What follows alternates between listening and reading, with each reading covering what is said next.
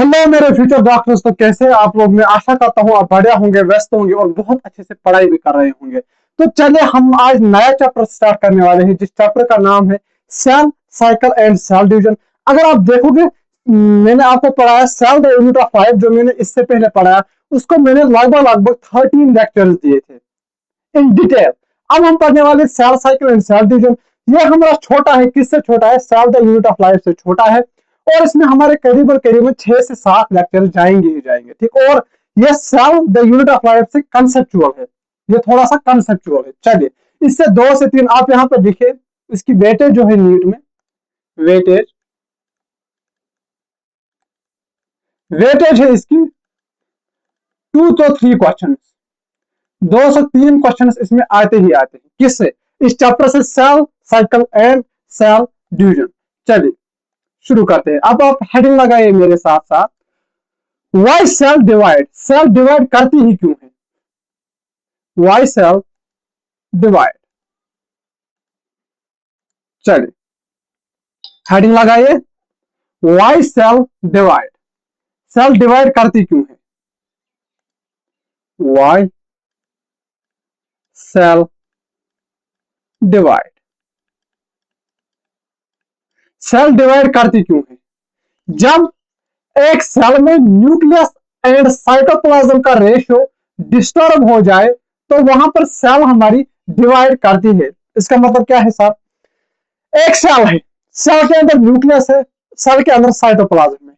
अगर सेल के अंदर साइटोप्लाज्म का जो लेंथ है, यानी कि आप ऐसे बोल सकते हो साइटोप्लाज्म जो है वो बढ़ जाएगा, न्यूक्लियस तो वही है, न्यूक्लियस थोड़ी बढ़ जाएगा, साइटोप्लाज्म का साइज बढ़ जाएगा, तो न्यूक्लियस का उस सेल पर कंट्रोल कम हो जाएगा, इसीलिए सेल डिवाइड कर दे। यानी कि जब सेल में साइटोप्लाज्म और न्यूक्लियस, साइटोप्लाज्म एंड न्यूक्लियस का जो रेशियो है वो डिस्टर्ब हो जाता है, वो डिस्टर्ब हो जाता है, यानी कि साइटोप्लाज्म का रेशियो बढ़ जाता है, या जिसे हम कहते हैं, या कहते हैं हम, हाँ, साइटोप्लाज्म का रेशियो बढ़ जाता है, तो तब क्या होता है, सेल डिवाइड करती है।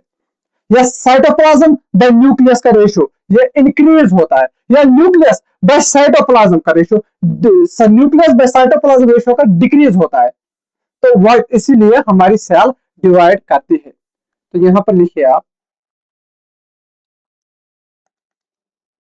शाबाश। अब आप मेरे साथ cell division occurs when, cell division occurs when nucleocytoplasmic ratio, nucleocytoplasmic ratio of cell disturbs। इसीलिए हमारे सेल जो है वो डिवाइड करता है। क्या होता है, यह साइटोप्लाज्म,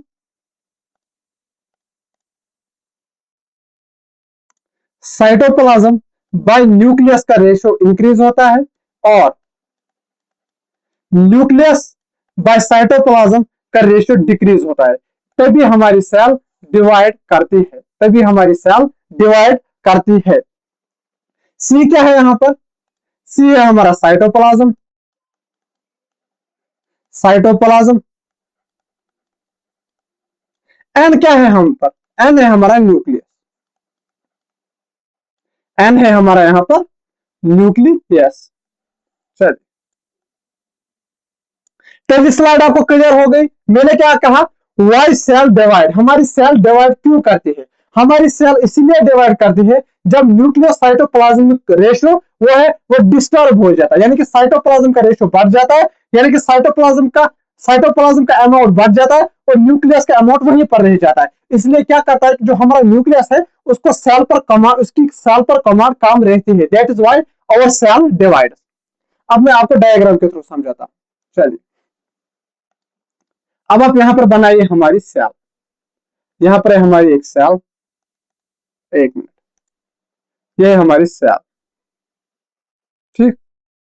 इस सेल को क्या हुआ, इसके अंदर है हमारा न्यूक्लियस, इस सेल के अंदर हमारा है न्यूक्लियस, ऐसे,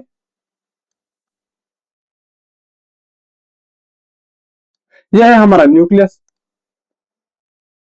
दिस इज अवर न्यूक्लियस। और सेल के अंदर है हमारा साइटोप्लाज्म, यहां पर है हमारा साइटोप्लाज्म। ठीक, यह है हमारी एक सेल। तो इस सेल में क्या हुआ, जो हमारी ये सेल है,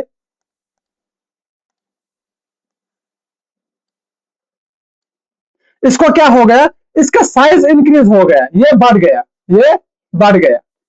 ऐसे में इसको कॉपी करता हूं यहां पर, यह हमारी सेल जो है इसका साइज बढ़ गया ऐसे।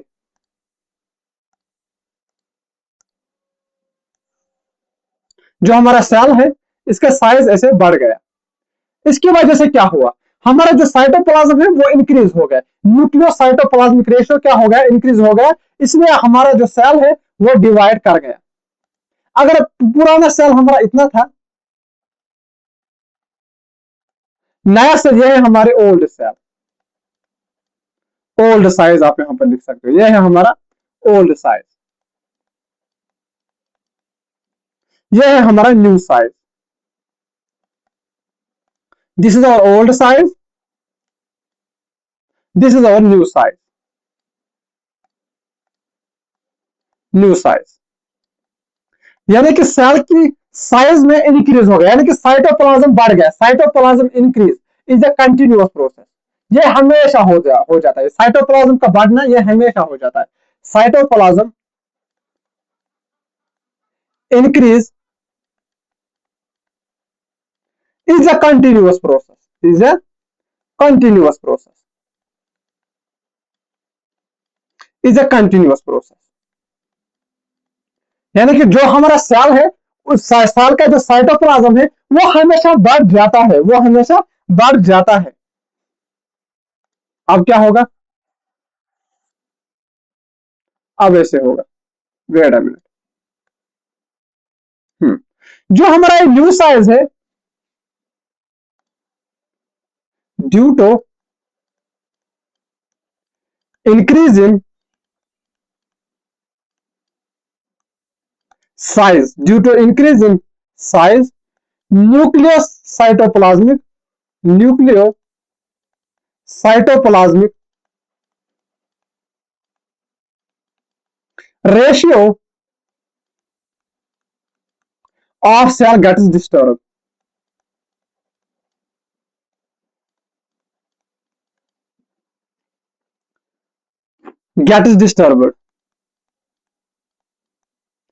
and nucleus, this line is very important, and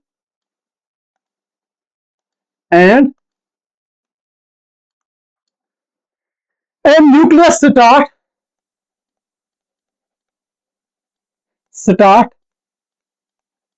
losing command over cell, over this cell। यानी कि क्या होता है, जो हमारे जब हमारे सेल का साइज बढ़ता है तो साइटोप्लाज्म इंक्रीज होता है, तो उसकी वजह से क्या होता है, न्यूक्लियस साइटोप्लाज्मिक रेशियो डिस्टर्ब हो जाता है, और सेल का जो न्यूक्लियस है उसका जो कमांड होता है वो सेल पर कम हो जाता है, वो सेल पर उतनी हुक्मरानी नहीं कर सकता। उसकी वजह से क्या होता है, हम दैट इज व्हाई और सेल गेट्स डिवाइड, वो दो सेल्स बनाता है इस ऑर्डिनल शेप जैसे, इस सेल जैसे दो डॉटर सेल्स बनाता है, ताकि न्यूक्लियस साइटोप्लाज्मिक रेशियो सेम रहे। डिवीजन इनिशिएटेड, तो इसकी वजह से क्या होता है, division initiated to restore to restore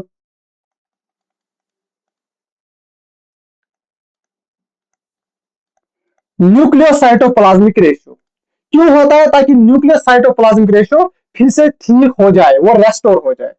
nucleo cytoplasmic ratio, nucleocytoplasmic ratio. तो अब क्या होगा, हमारी सेल डिवाइड करेगी, ये बनाएगी अपनी ही जैसे डॉटर सेल, ऐसे एक सेल यहां पर बनाएगी, एक सेल हमारी यहां पर बनाएगी, टू न्यू डॉटर सेल्स। वैसे ही जैसे पहले थी और इनका साइज पहले जैसा होगा। इनका साइज हमारा पहले जैसा होगा। ऐसे ही दो नए सेल में बनाएंगे। यह है हमारी डॉटर सेल, दो डॉटर सेल, डॉटर सेल। यह भी है हमारी daughter cell, this is also our daughter cell. ठीक, तो क्या आ गया आपको समझ में? एक सेल था, साइटोप्लाज्म इंक्रीज हो गया, उससे क्या हुआ, सेल का साइज बढ़ गया, और जब सेल का साइज बढ़ गया, न्यूक्लियर साइटोप्लाज्मिक रेशियो वो डिस्टर्ब हो गया। उसकी वजह से क्या हो गया, न्यूक्लियर जो है उसका कमांड हमारे सेल पर वो कम हो गया। उसकी वजह से क्या होगा, हमारी सेल डिवाइड करेगी। क्यों? ताकि न्यूक्लियर साइटोप्लाज्मिक रेशियो बरकरार रहे, न्यूक्लियर साइटोप्लाज्मिक रेशियो बरकरार रहे। तो ये अपनी जैसे जैसे हमारी ओल्ड सेल, ये है हमारी पेरेंट सेल।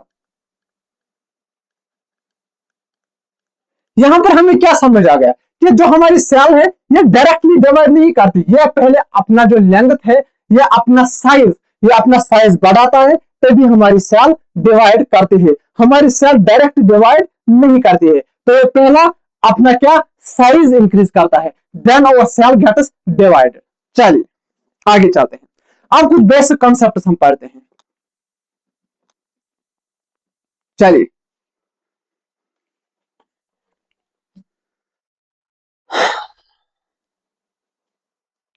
अब आप लगाइए हेडिंग सेल साइकिल, हेडिंग लगाइए सेल साइकिल, किया नोट? चलिए हेडिंग लगाइए आप, cell cycle, cell cycle, cell cycle.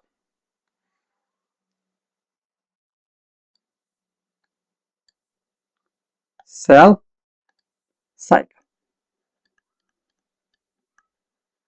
अभी हमने बताया कि सेल डिवाइड क्यों करती है, सेल डिवाइड क्यों करती है।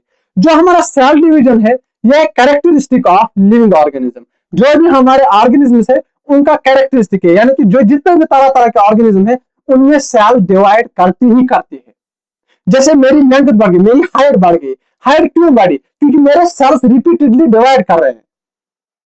तो cell division is a characteristic of all living organism. Cell division is a characteristic of all organism. Cell division, cell division is a characteristic characteristic of all organisms, of all organisms। यानी कि जितने भी तरह तरह के organism है सारों में क्या होता है, हमारा सेल डिवीजन होता है, of all organism. This line is very very important.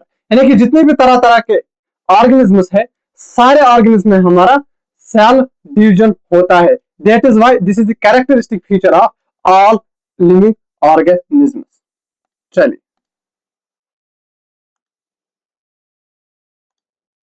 So this is the characteristic of all living organism. चलिए अब आप लिखिए, जो हमारी सेल डिवीजन है, जो हमारी सेल साइकिल है, जब सेल हमारे डिवाइड करते हैं तो बहुत बहुत सी चीजें हमारे सेल में होती है। जैसे हमारा सेल ग्रोथ होता है, जैसे हमारा डीएनए रेप्लिकेशन होता है, यानी कि और हमारे अदर अदर मतलब इन कोऑर्डिनेटेड मैनर में ये सारी चीजें होती हैं। ठीक, चलिए ये एनसीईआरटी की लाइन है।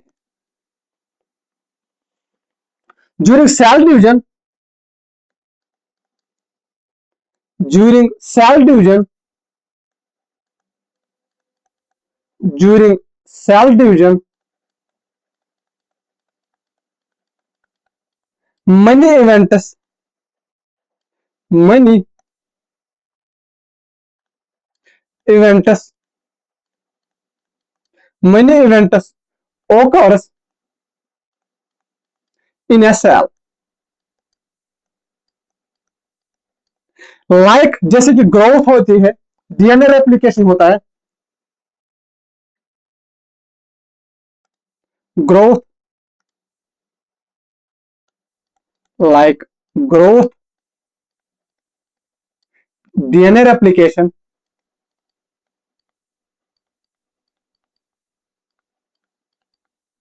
डीएनए रेप्लिकेशन होता है डुप्लीकेशन ऑफ ऑर्गेनेलीज, यानी कि ऑर्गेनेली डबल डबल होते हैं।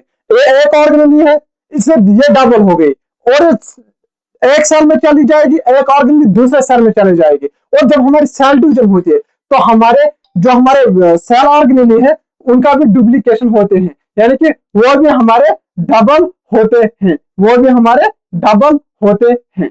चलिए, duplication of cell organelles, duplication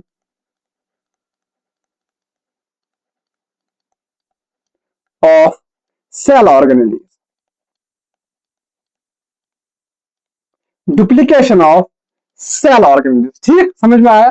और जितने भी तरह तरह के इवेंट्स होते हैं ये सीक्वेंस में होते हैं, यानी कि ये पहला एक होगा, उसके बाद दूसरा, उसके बाद तीसरा, यानी कि जितने भी सेल डिवीजन में, यानी कि जैसे हमारा डीएनए रेप्लिकेशन है ये हमारे एस फेज में होता है, ऐसे ही ग्रो ये दूसरे फेज में होता है, डुप्लीकेशन ऑफ सेल ऑर्गेनेल्स ये दूसरे फेज में होता है। तो ये एक सीक्वेंस में होता है, ये नहीं ऐसे ऐसे करके होता है, सीक्वेंस में होता है, स्टेप बाय स्टेप होता है। these events these events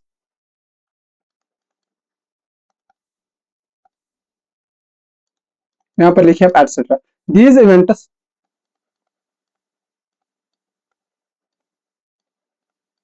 occurs in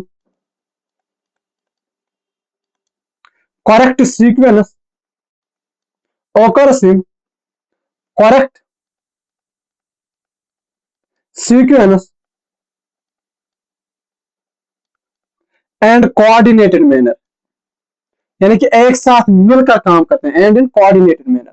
ये हमारी एनसीईआरटी के लाइन है, यहां से क्वेश्चन बन सकता है, coordinated manner and in coordinated manner, यानी कि एक साथ होता है। चलिए, this is our very very important line,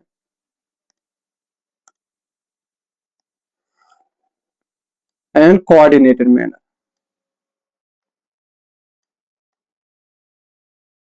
इसको मैं यहां पर हाईलाइट कर देता हूं। हाँ, चलिए, हाँ, यानी कि जितने भी तरह तरह के इवेंट्स हमारे सेल डिवीजन के दौरान होता है, जैसे कि सेल ग्रो करते हैं, डीएनए रेप्लिकेशन होता है, डुप्लीकेशन ऑफ सेल ऑर्गेनेलीज, ये क्या होते हैं, करेक्ट सीक्वेंस में होता है और करेक्टली ऑर्डर में होते हैं, करेक्टली ऑर्डर मैनर में होते हैं। ठीक, चलिए, हाँ, आगे बढ़ू। अब आप हेडिंग लगाइए cell cycle.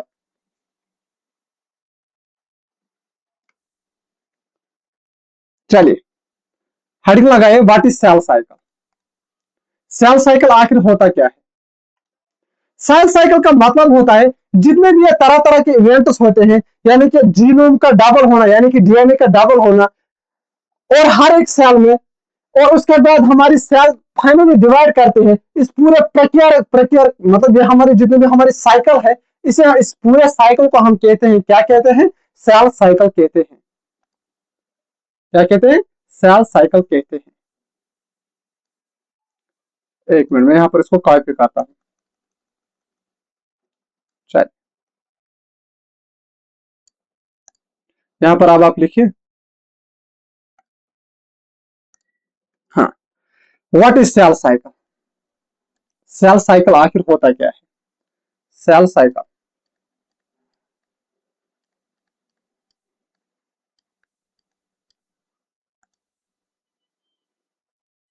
The sequence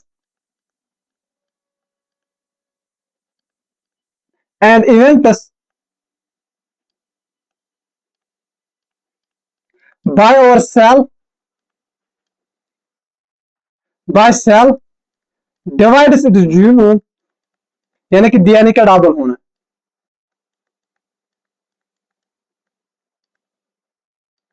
divides its genome and synthesis of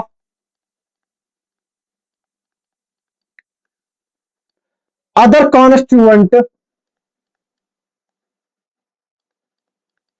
other constituents of cell, यानी कि जैसे प्रोटीन का सिंथेसिस होना, अमीनो एसिड का सिंथेसिस होना, ये भी इसी में होता है। एंड इवेंचुअली, और उसके बाद हमारी सेल फाइनली डिवाइड करते हैं। Eventually our cell divides into two daughter cells, into two daughter cells are known as cell cycle. इस पूरे प्रोसेस को कहते हैं हम सेल साइकिल, यानी कि वो सीक्वेंस, वो इवेंट्स, वो स्टेजेस जब हमारी सेल डिवाइड करते हैं हमारे जीनोम को। जीनोम क्या होता है? हमारे डीएनए को। और सिंथेसिस करता है जो भी अलग अलग कॉन्स्टिट्यूएंट्स हमारे सेल के अंदर है, जैसे प्रोटीन, जैसे हमारा अमीनो एसिड। हाँ, और उसके बाद हमारी सेल फाइनली डिवाइड करती है दो डॉटर सेल में। उस पूरे प्रोसेस को कहते हैं हम cell cycle, in simple words. चलिए, जो हमारी सेल ग्रोथ है, ये मैंने अभी आपको बताया, ये कंटिन्यूअस है throughout life. Cell growth is a continuous process, is a continuous process.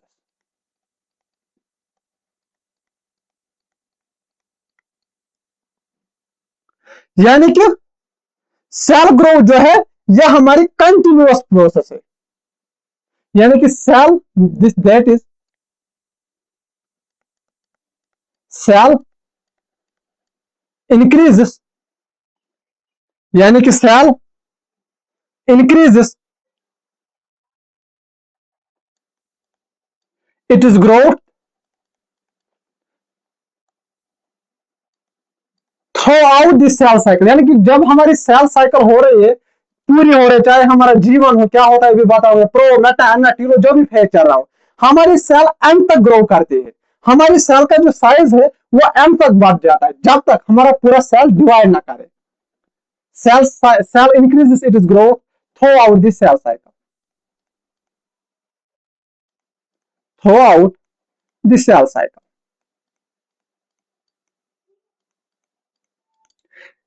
यानी कि जो हमारी सेल है, ये सेल ग्रोथ है, ये कंटिन्यूअस प्रोसेस। जब हमारी सेल डिवाइड जब हमारी सेल डिवाइड करती है, और तब फाइनली, यानी कि जितने भी इवेंट्स हो रहे हैं उस इवेंट्स के दौरान भी हमारी जो सेल है उसका साइज बढ़ता रहता है, जब तक कि हमारा सेल डिवाइड ना करे। चलिए, अब यहां पर एक एनसीईआरटी ने एक बात लिखी है, अगले स्लाइड पर मैं बताता। जो हमारा डीएनए है, डीएनए सिंथेसिस जो है हमारा,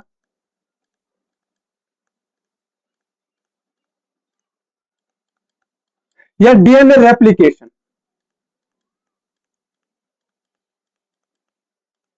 डीएनए सिंथेसिस या डीएनए रेप्लिकेशन, यह हमारा होता है एक स्पेसिफिक फेज में, जिसे हम कहते हैं एस फेज। occurs in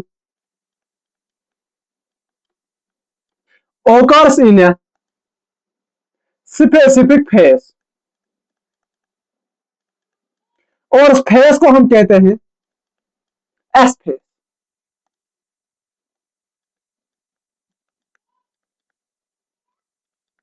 उस फेज को हम कहते हैं एस फेज। और एक इंपॉर्टेंट लाइन, जितने भी ये इवेंट्स हो रहे हैं हमारे सेल साइकिल में, ये होते हैं अंडर जेनेटिक कंट्रोल। यहां पर नोट में आप लिखिए, ये डायरेक्ट आ सकता है हमारे।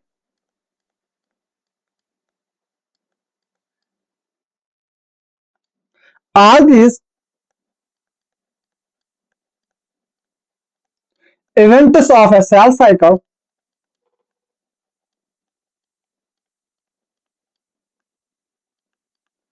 occurs occurs under genetic control,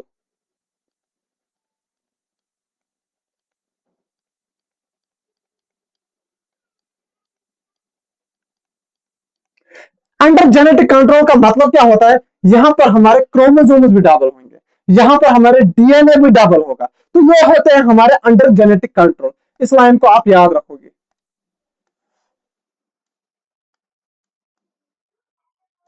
under genetic control, under genetic control, under genetic control. चलिए अब हम पढ़ते हैं फेजेस ऑफ सेल साइकिल। यह है हमारा इंट्रोडक्शन। इससे भी कम हमारा इंट्रोडक्शन दिया था हमारी एनसीईआरटी ने।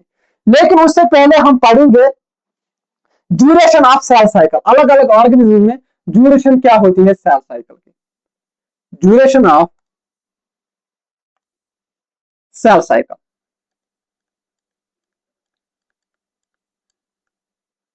सेल साइकिल यानी कि कितना टाइम लेती है हमारी एक सेल डिवाइड होने में, वो अलग अलग ऑर्गेनिजम्स में वेरी करता है, वो हमारे अलग अलग ऑर्गेनिजम्स में वेरी करता है। जैसे हमारा ह्यूमन सेल,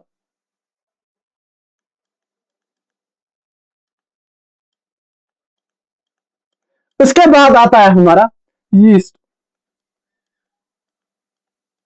यीस्ट के बाद आता है हमारा इकोलाई, इकोलाई के बाद आता है हमारा heart cell and nerve cell, adult heart cell and nerve cell,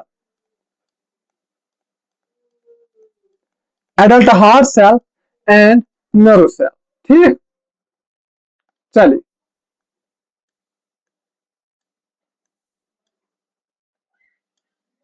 जो हमारे ह्यूमन की सेल है इसको टाइम लगता है टोटल 24 घंटे, यानी कि 24 आवर एक सेल को डिवाइड करने में, 24 आवर। और जो हमारा ईस्ट है उसको लग जाते हैं 90 मिनट, या जिसे हम कहते हैं 1.5 घंटा, क्योंकि 1 घंटे में होता है 60 मिनट। 90 मिनट कितने घंटे हो गए, 1.5 घंटे, यानी कि 1.5 आवर। जो हमारा इकोला है वो करता है 20 मिनट्स में डिवाइड, और जो हमारा हार्ट सेल या नर्व सेल है ये कभी डिवाइड ही नहीं करते हैं, do not divide, do not divide, ये हमारे कभी डिवाइड ही नहीं करते। आप इसको याद रखना, यहां से क्वेश्चन आ सकता है। जो हमारा ह्यूमन सेल है 24 आवर्स, यीस्ट है 90 मिनट्स, अप्रोक्सीमेटली हमारा कितना total 1.5 hour, total 1.5 hour, 1.5 hour. और जो हमारा इकोला है ये करता है हमारा कितने में, 20 मिनट्स में। और जो हमारा अडल्ट हार्ट सेल है या जिसे हम कहते हैं नर्व सेल, नर्व सेल और हार्ट सेल दोनों सेल है जो हमारी कभी डिवाइड नहीं करते, जो हमारी कभी डिवाइड नहीं करती है। अब हमारा एक टॉपिक आता है जिसे हम कहते हैं phases of cell cycle, phases of cell cycle, phases of cell cycle, phases of cell cycle. Heading मेरे साथ साथ लगाइए आप, फेजेस ऑफ सेल साइकिल। इस सेल साइकिल के फेजेस को हमने मेनली दो हिस्से में डिवाइड किया। एक तो है हमारा इंटरफेस, दूसरा है हमारा एम फेज। एक तो आता है हमारा इंटरफेस और दूसरा आता है हमारा M phase, interphase and M phase, interphase and M phase. यह होता है हमारा प्रेपरेटरी फेज, यानी कि हमारा सेल डिवाइड नहीं करता बट प्रिपेयर करता है खुद को डिवीजन के लिए, प्रेपरेटरी फेज, प्रेपरेटरी फेज। लेकिन जो हमारा एम फेज है यहां पर होता है हमारा न्यूक्लियस एंड यहां पर हमारा बाकी एक्चुअली सेल डिवीजन होता है, यहां पर हमारा न्यूक्लियस एंड जो हमारा साइटोप्लाज्म है वो डिवाइड करते हैं, nucleus and cell divide, nucleus divide और हमारा सेल भी डिवाइड करता है, सेल डिवाइड, न्यूक्लियस भी डिवाइड करता है एज वेल एज हमारा सेल भी डिवाइड करता है। ये जो है हमारा इंटरफेस, ये है हमारा रेस्टिंग फेज। रेस्टिंग फेज क्यों कहते हैं? क्योंकि यहां पर हमारा सेल डिवाइड नहीं करता बल्कि प्रिपेयर करता है खुद को डिवाइड के लिए, रेस्टिंग फेज कहते हैं। Cell is not divided.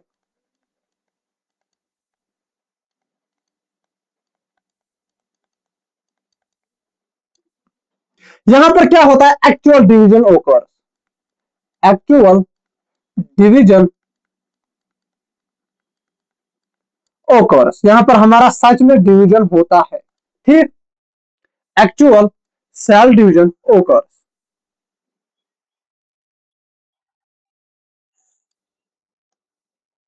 हाँ, वेट अ मिनट, इसको मैं यहां से थोड़ा खिसका देता हूं, क्या पता आपको दिखाई दे रहा होगा या नहीं दिखाई दे रहा होगा। वेट अ मिनट, और इसको मैं थोड़ा सा छोटा करता हूं क्योंकि मुझे और एक पॉइंट लिखने हैं यहाँ पर नीचे। हाँ, चलिए, उसके बाद जो हमारा ये वाला फेस होता है इंटरफेस, ये लेता है हमारे पूरे सेल साइकिल का 95% टाइम। यहां पर क्या होता है? जो हमारा इंटरफेस होता है ये लेता है more than 95% of time of cell cycle, क्योंकि यहां पर सेल हमारा प्रिपेयर करता है। जैसे मैं आपको एग्जांपल देता हूं, आप एक एस्पिरेंट हो, ठीक, नीट एस्पिरेंट हो, आप नीट की तैयारी कर रहे हो, नीट के लिए खुद को प्रिपेयर कर रहे हो, फिर फाइनली आप देते हो एग्जाम। ज्यादा टाइम कहां लगता है आपकी प्रिपरेशन में? एग्जाम क्या होता है? 3 घंटे का खत्म। वैसे ही यानी कि आपका 95% से ज्यादा आपका टाइम कहां चला जाता है? आपकी प्रिपरेशन में। और जब आप एग्जाम देते हो वहां पर क्या होता है?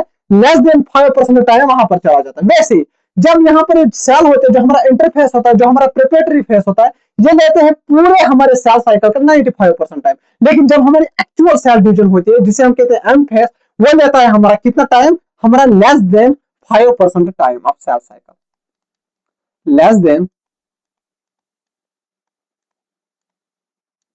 5%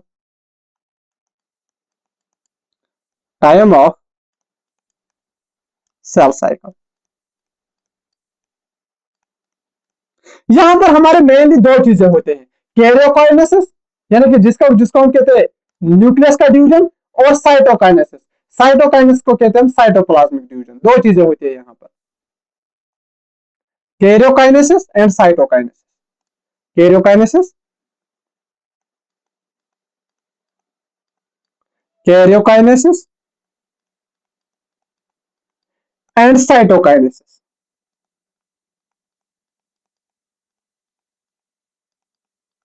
कैरियोकाइनेसिस क्या होता है सर? कैरियोकाइनेसिस का मतलब होता है न्यूक्लियस डिवाइड।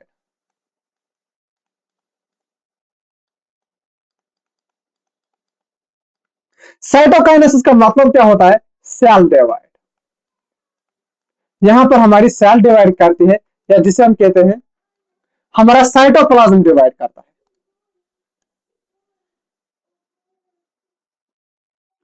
यही हमें पढ़ना है। अब हमने जो हमारा इंटरफेस है और जो हमारा एम फेस है, इसको हमने डिवाइड किया है। इसको हमने फर्दर हमारा डिवाइड किया है।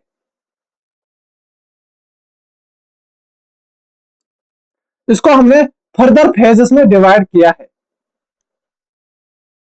हाँ, वेट ए मिनट, पंखा चालू हो गया, क्या पता आपको शोर आता होगा, मैं बंद करता हूं।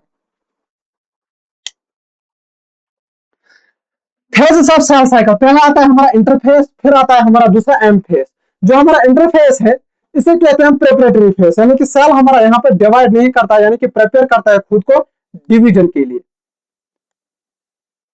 इंटरफेस। और दूसरा होता है हमारा M phase, M phase, interphase and M phase. और जो हमारा इंटरफेस है, यहाँ हमारा प्रिपरेटरी फेस, और जो हमारा एम फेस है, इसमें होता है न्यूक्लियस का डिवाइड और सेल का डिवीजन। न्यूक्लियस के डिवाइड को हम कहते हैं कैरियोकाइनेसिस, सेल के डिवाइड को कहते हैं साइटोकाइनेसिस। और ये होता है रेस्टिंग फेज, क्योंकि यहाँ पर सेल डिवाइड नहीं करते हैं। ये लेता है मोर देन 95% ऑफ टाइम, ये लेता है लेस देन 5% ऑफ टाइम। अब हमने इनको भी जो हमारा क्या क्या है, हमारा इंटरफेस एम फेस में आता है हमारा केरोकाइनेसिस और साइटोकाइनेसिस। जो हमारा केरोकाइनेसिस है इसको भी हमने डिवाइड किया है, और जो हमारा ये इंटरफेस है इसको भी हमने डिवाइड किया है।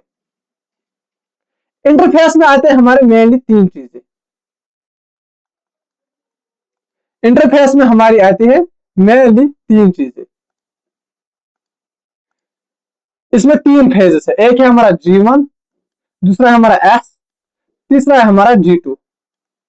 और जो हमारा केरोकाइनेसिस है इसको हमने चार फेजेस में डिवाइड किया है, profess, metaphase, anaphase and telophase. आज के लेक्चर में हम पूरा इंटरफेस खत्म करेंगे, G1 भी खत्म करेंगे, GS भी खत्म करेंगे, और G2 भी हम अभी खत्म कर देंगे। चलिए अब आप हेडिंग लगाइए G1 face, G1, S and G2। आगे चले।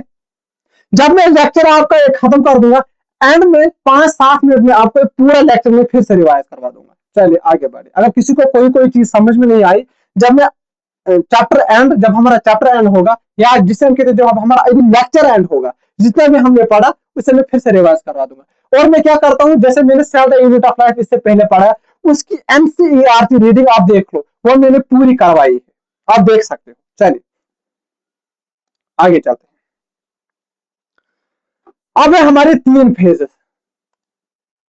S, G1, G2। पहले आप लिखिए G1 phase.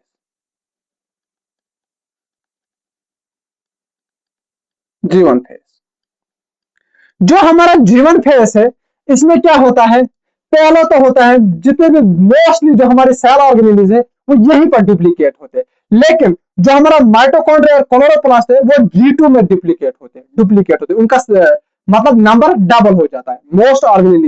Duplicate most organelles most organelles duplicate here, most organelles duplicate here. ठीक है। फिर हमारा कहता है सेल का ग्रोथ भी ज्यादातर यहीं पर होता है, सेल ग्रोथ में यहां पर होता है G1 फेज में सेल ग्रोथ, यहां पर सेल ग्रोथ भी होती है। और क्या होता है, सिंथेसिस होता है, डीएनए रेप्लिकेशन। इसके बाद आता है हमारा एस फेज, उसमें होता है हमारा डीएनए रेप्लिकेशन। लेकिन डीएनए रेप्लिकेशन के लिए कुछ चीजें जरूरत होती है, जैसे अमाइनो एसिड, जैसे हमारा आरएनए, और जैसे हमारा एटीपी, जैसे हमारा protein. Amino acids amino acids comma RNA, ATP and proteins, वो सिंथेसाइज होता है,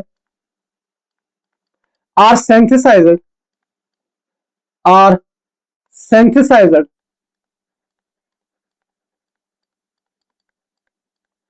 फॉर डीएनए रेप्लिकेशन। किसके लिए, हमारे डीएनए रेप्लिकेशन के लिए, आर सिंथेसाइज्ड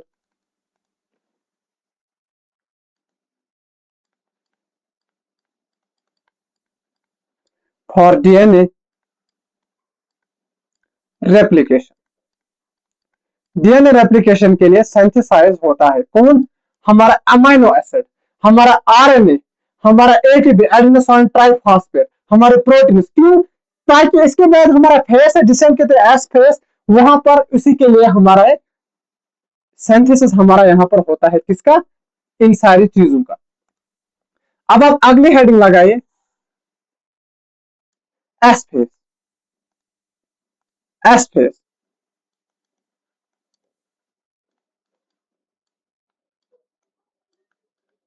जो हमारा एस फेस है इसमें क्या होता है,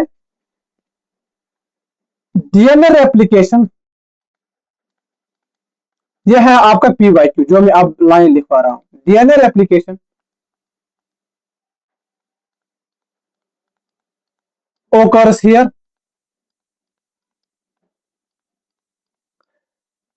सेंट्रियोल डुप्लीकेशन, सेंट्रियोल का डबल होना, सेंट्रियोल डुप्लीकेशन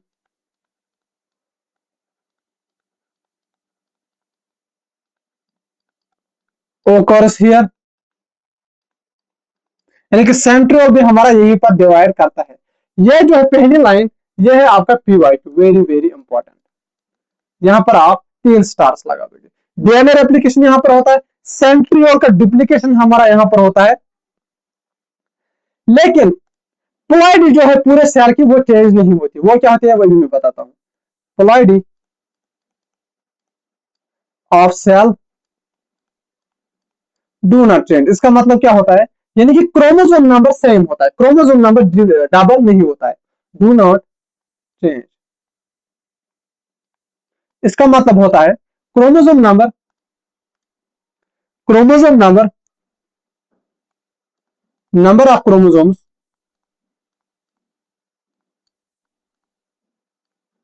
रिमेन सेम, वो हमारा सेम रहता है, रिमेन सेम, ऐसे समझिए।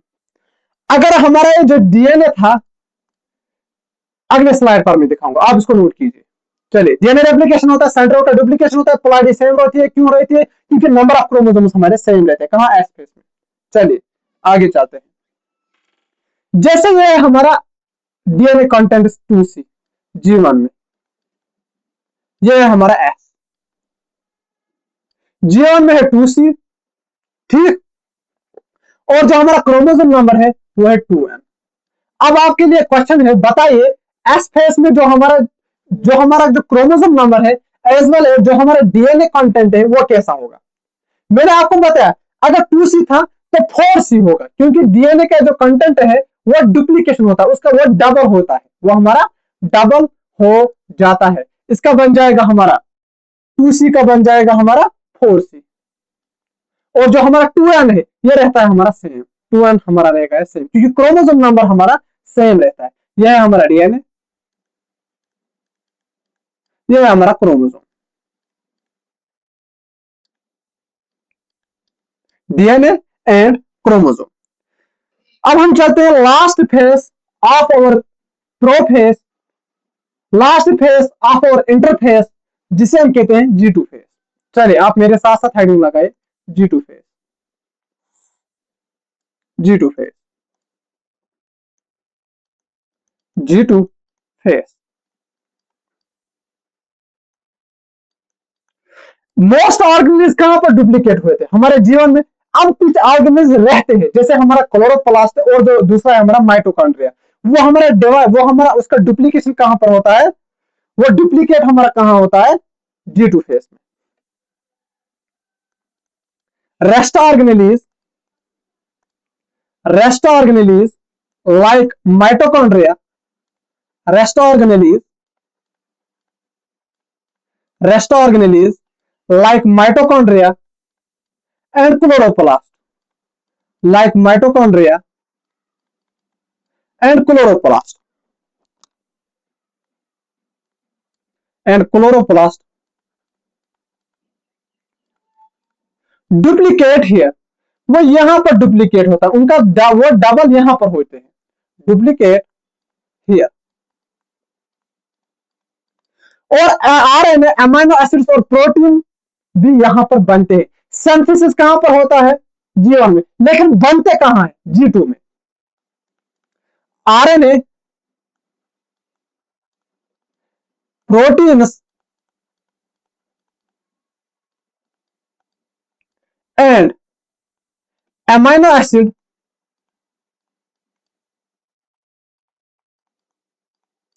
amino acid amino acids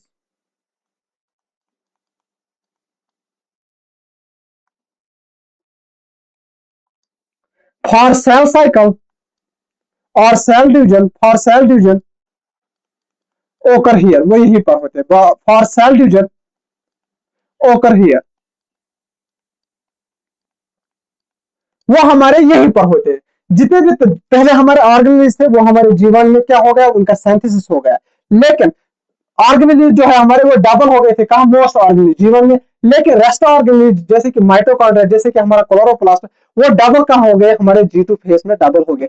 RNA synthesis, protein और अमीनो एसिड्स, उनका सिंथेसिस कहाँ हो गया, जीवन फेज में, लेकिन बने कहाँ, हमारे G2 फेज में। अब हमारा रह जाता है हमारा एक और फेज, जिसे हम कहते हैं G0 या क्विसेंट फेज। बहुत सारे सेल्स हमारे सेल डिवीजन में आते हैं, लेकिन फिर वो एग्जिट करते हैं सेल साइकिल को, वो सेल साइकिल से बाहर हो जाते हैं। उसे कहते हैं हम, वो किस फेज में चले जाते हैं, G0 या क्विसेंट फेज में। और फिर वो वापस भी आते हैं जब उनको कहा जाए आइए डिवीजन करिए, चलिए, यानी उसे कहते हैं हम रेस्टिंग फेज। अब हमारा फेज बचता है इंपॉर्टेंट फेज, G0 फेज, या जिसे हम कहते हैं क्विसेंट फेज। G0 फेज या जिसे हम कहते हैं क्विसेंट फेज। यहां पर हमारा क्या होता है, G0 फेज और क्विसेंट फेज।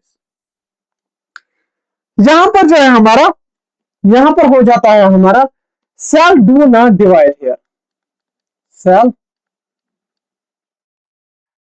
डू नॉट,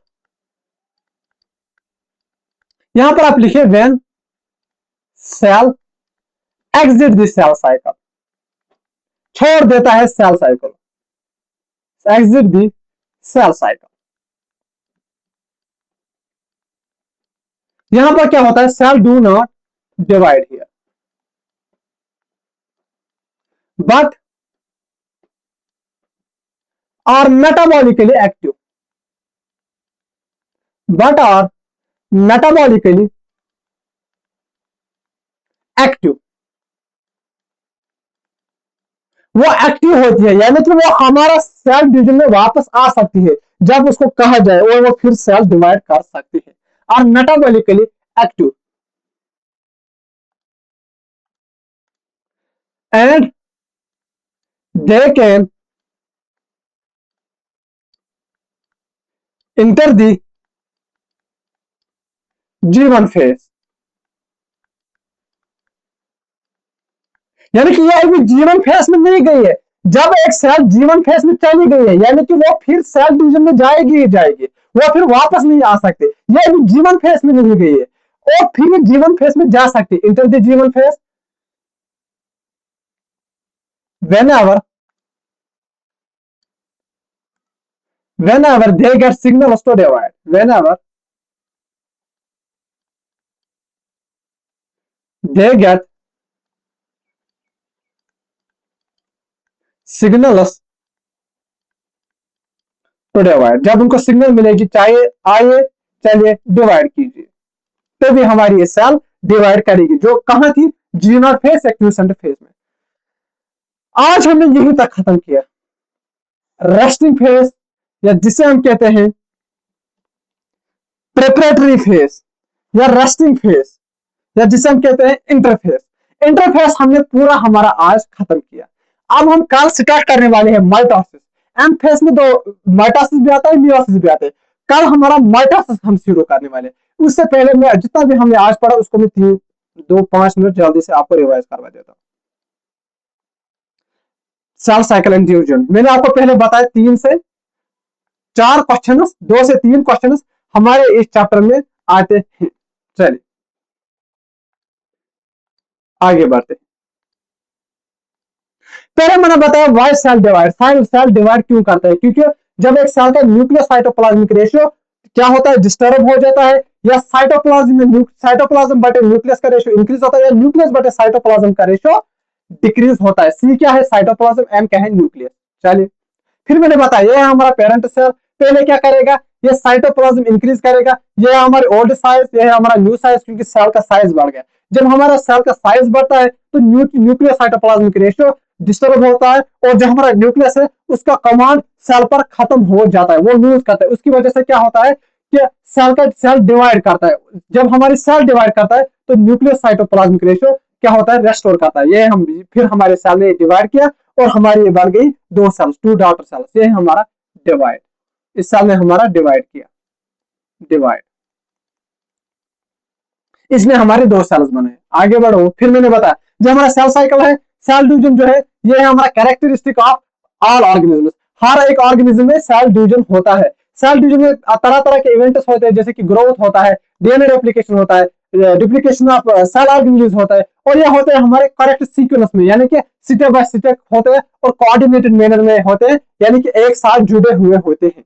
चलिए, फिर मैंने बताया सेल साइकिल क्या होता है, जितने भी हमारे सीक्वेंस या इवेंट्स होते हैं उससे क्या होता है कि हमारा सेल जो है डिवाइड करता है हमारा जीनोम, यानी कि हमारे डीएनए को डिवाइड करता है और सिंथेसिस करता है हमारे अलग अलग कॉन्स्टिट्यूएंट्स, और फिर फाइनली हमारे क्या करते हैं, सेल डिवाइड करते हैं हमारे 2 डॉटर सेल में, और उस पूरे प्रोसेस को हम कहते हैं सेल साइकिल।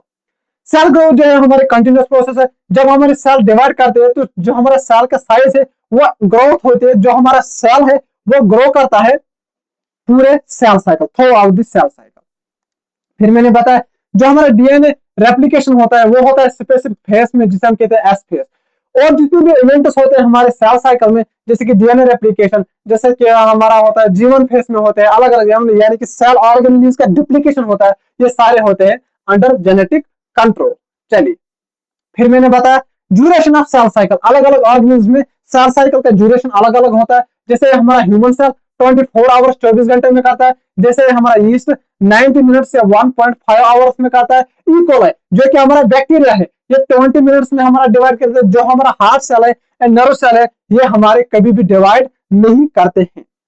फिर मैंने बताया जो हमारे यहाँ फेजेस ऑफ सेल साइकिल, पहला आता है हमारा इंटरफेस, फिर आता है हमारा एम फेज। इंटरफेस क्या होता है, प्रेपरेटरी फेज, यह होता है रेस्टिंग फेज, या यहाँ पर सेल हमारे डिवाइड नहीं करते बल्कि प्रिपेयर करता है खुद को सेल डिवीजन के लिए।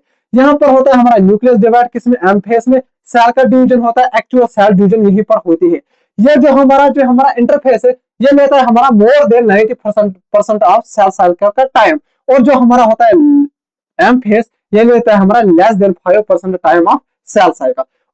जो हमारा एम फेज है उसको हमने 2 हिस्सों में डिवाइड किया, कैरियोकाइनेसिस एंड साइटोकाइनेसिस। कैरियोकाइनेसिस का मतलब होता है सेल डिवाइड, न्यूक्लियस डिवाइड, और साइटोकाइनेसिस का मतलब होता है हमारा साइटोप्लाज्म का डिवीजन, या हमारा सेल का जब हमारा सेल डिवाइड करता है। जो हमारा इंटरफेस है इसमें हमारे 3 फेज आते हैं, G1 S G2, और जो हमारा कैरियोकाइनेसिस है एम फेज का कैरियोकाइनेसिस, इसमें हमारे 4 फेज आते हैं, प्रो मेटा एना टीलो, यानी कि prophase, metaphase, anaphase and telophase.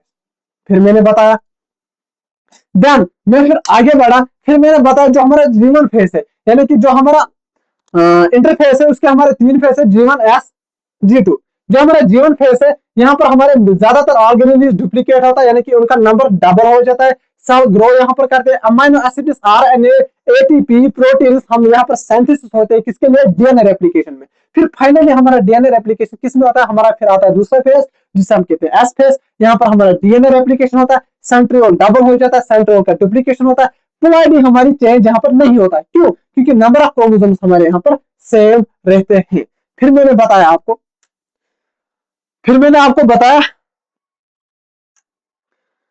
अगर हमारा जीवन फेस है और एस फेस है, जीवन फेस में हमारा डीएनए है 2C, और क्रोमोसोम से हमारे जीवन फेस में हमारे 2N, तो 2C से हमारे बन जाएंगे 4C, डबल हो जाएगा, डीएनए डबल हो जाएगा, लेकिन क्रोमोसोम हमारे सेम होते हैं, 2N से बन रह जाएगा हमारा 2N ही। फिर आता है हमारा G2 फेज। G2 फेज का हमने कहा रेस्ट फेज, ये रेस्ट जितने भी ऑर्गेनिल्स है वो यहाँ पर जैसे कि माइटोकॉन्ड्रिया एंड क्लोरोप्लास्ट वो यहाँ पर डबल करते हैं।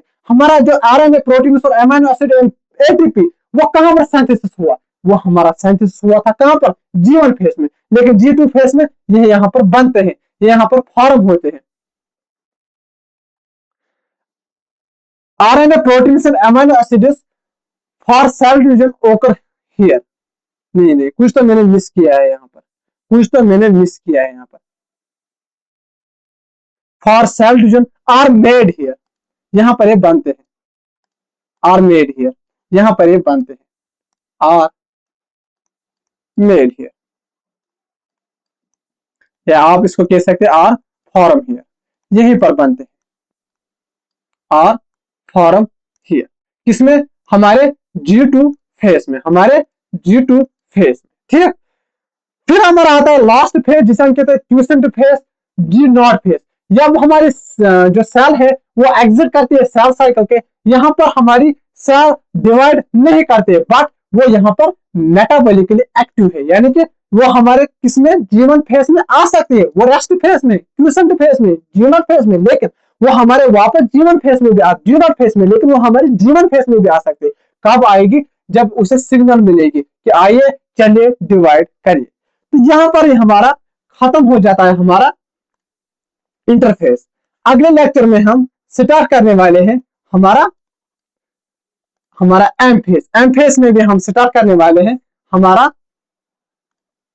हमारा माइटोसिस। माइटोसिस हमारा काम शुरू होने वाला है। तब तक आप पढ़ाई करते रहिए। और आप एक काम करना, अगर आपके पास कोई भी मॉड्यूल होगा, आप एनसीईआरटी आपने देखना, मैंने एक भी पॉइंट आपका मिस नहीं किया है। तो मिलते हैं हम अगले लेक्चर में हमारे माइटोसिस के साथ। तब तक पढ़ाई करते रहिए। Tata bye bye, love you all.